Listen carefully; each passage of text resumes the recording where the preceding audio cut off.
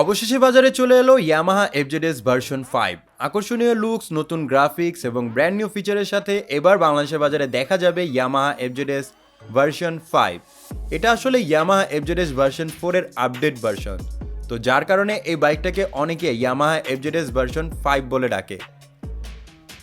তো বন্ধুরা, আজকের এই ভিডিওতে এই বাইকটা সম্পর্কে বিস্তারিত আলোচনা করব। তাছাড়া বাইকটাতে কি কি পরিবর্তন আনা হয়েছে এবং বাইকটির ফুল স্পেসিফিকেশন, তাছাড়া এই বাইকটি বাংলাদেশের বাজারে কত দাম হবে সেই সম্পর্কে জানতে পারবেন। তার আগে এখনও পর্যন্ত যারা আমাদের এই চ্যানেলটিকে সাবস্ক্রাইব করেনি তারা অবশ্যই নতুন পুরাতন বাইকের আপডেট পেতে আপনারা আমার ডেইলি বাইক ভিডিও ইউটিউব চ্যানেলটিকে সাবস্ক্রাইব করে রাখবেন। প্রথমে আমরা বাইকের লুক এবং ডিজাইন নিয়ে কথা বলবো। আসলে বাইকটার লুকস এবং ডিজাইনে তেমন কোনো পরিবর্তন করা হয়নি। ইয়ামাহা এফজেডএস ভার্সন 4 দেখতে যেরকম ছিল, ইয়ামাহা এফজেডএস ভার্সন 5ও ঠিক একই রকম, কিন্তু এর ইন্ডিকেটরে অনেকটা পরিবর্তন আনা হয়েছে। আগের ভার্সনে হেডলাইটের সাথে ইন্ডিকেটর লাইটটি ছিল, কিন্তু বর্তমানে এর ফুয়েল ট্যাঙ্কের সাথে এর ইন্ডিকেটরকে অ্যাডজাস্ট করে দেওয়া হয়েছে।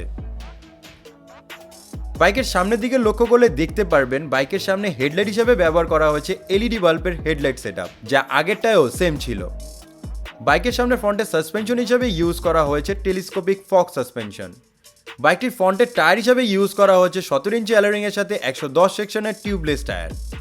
এই বাইকের সামনে ব্রেকিং সিস্টেম হিসেবে ব্যবহার করা হয়েছে 282 মিলিমিটারের ডিস্ক ব্রেক, এবং এই বাইকের ব্রেকিং সিস্টেমকে আরেকটু বেশি ইমপ্রুভ করার জন্য এতে আপনি পেয়ে যাবেন dual channel ABS braking technology. বাইকটির ব্রেকিং সিস্টেমে তেমন কোনো পরিবর্তন আনা হয়নি, আগের মডেলে যা ছিল তাই আছে, তবে ডুয়েল চ্যানেল এবিএস দেওয়ায় বাইকটি থেকে খুব ভালো ব্রেকিং সাপোর্ট পেয়ে যাবেন।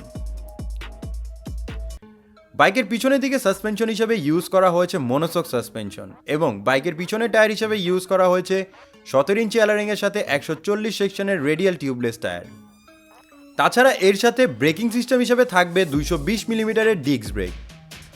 বাইকটির পিছনে আমরা টেল ল্যাম্প হিসেবে দেখতে পারবো আকর্ষণীয় ডিজাইনের এলইডি বাল্বের টেল ল্যাম্প, যা আমরা আগের ভার্সনেও দেখেছি।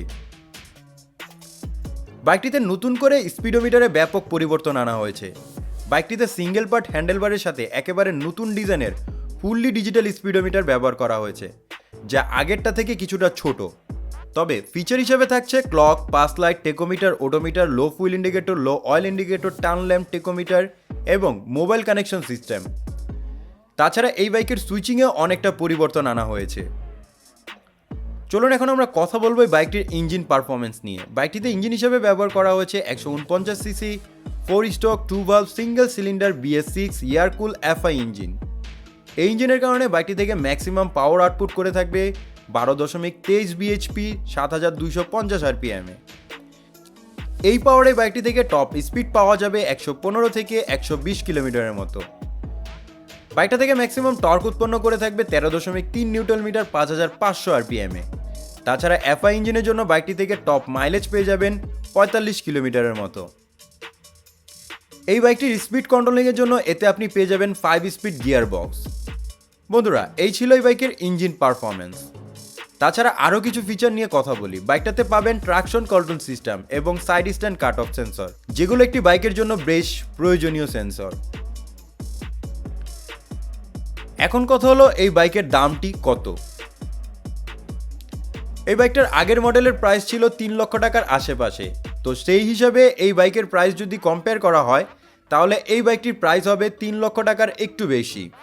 তো বন্ধুরা, এই ছিল আজকের এই ভিডিও। আশা করবো আপনাদের কাছে ভিডিওটি ভালো লেগেছে। যদি ভিডিওটি ভালো লাগে অবশ্যই ভিডিওতে লাইক করে দেবেন, এবং কারা কারা ইয়ামাহা এফজেডএস ভার্সন 5 কিনবেন তারা অবশ্যই একটু মেনশন করে যাবেন।